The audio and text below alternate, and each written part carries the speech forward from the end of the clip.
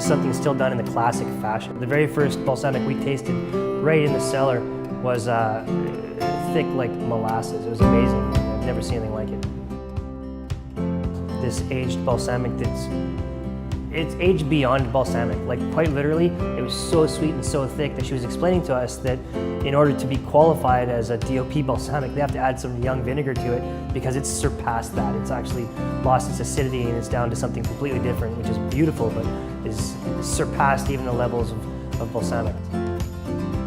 When we started the company, we knew how to do real good product from my father's know-how. And so we decided to produce all the daily product because traditional balsamic vinegar is a fantastic product, but you can't use it every day.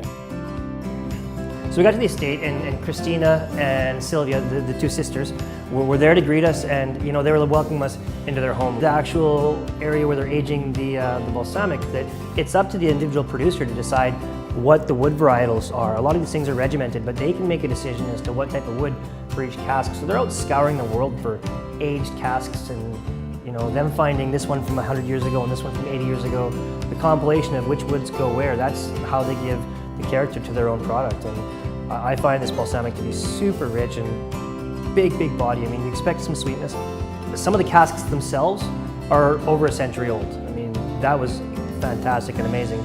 And then the balsamic inside, through the process of taking some out of the younger cask and moving it down into the older cask and transporting the balsamics down, the oldest set has been ongoing for maybe 25, 30 years. And Christina gave us the opportunity to try it, a big syringe to pull out this aged balsamic.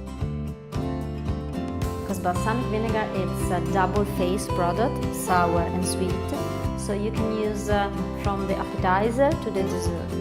And people don't know it because they don't know that the balsamic vinegar can be multi-purpose.